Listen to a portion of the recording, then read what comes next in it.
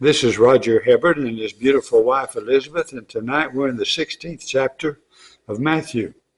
And the Pharisees and the Sadducees came, and to test him, they asked him to show them a sign from heaven.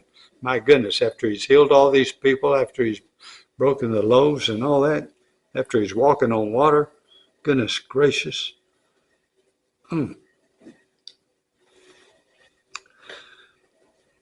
He answered them, "When it is evening, you say it will be fair weather, for the sky is red.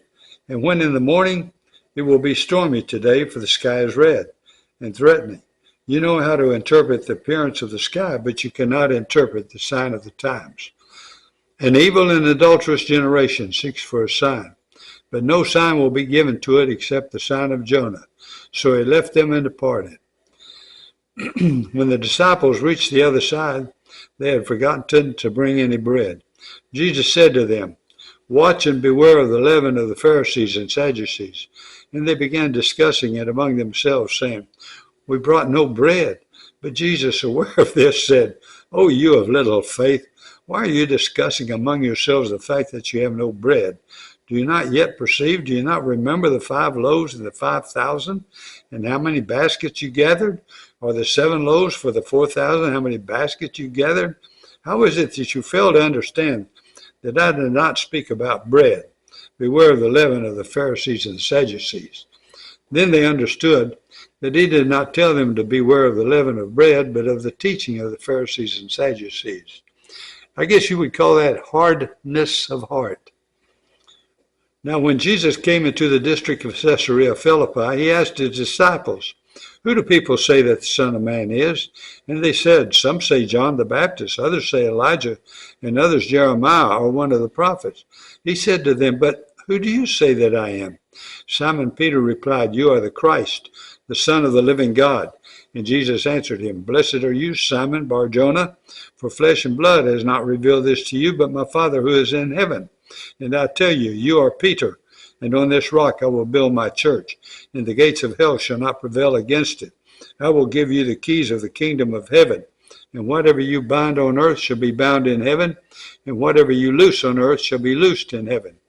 Then he strictly charged the disciples to tell no one that he was the Christ.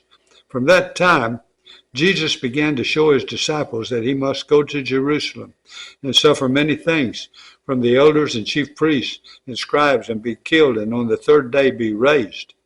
Isn't that amazing? Wow, he gave his life for us, my friends. His blood covers us so that we are righteous before God. And on the 3rd day be raised.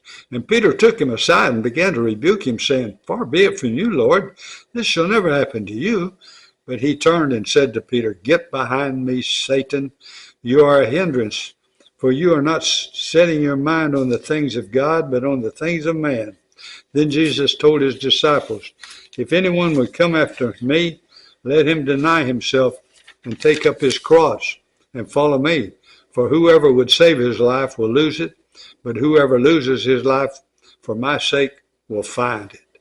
For what will it profit a man if he gains the whole world and forfeits his soul? Or what shall a man give in return for his soul? For the Son of Man is going to come with his angels in the glory of his Father, and then he will repay each person according to what he has done. Truly I say to you, there are some standing here who will not taste death until they see the Son of Man coming in his kingdom." Now we're going to Corinthians, to the love chapter. It's read at most weddings or something.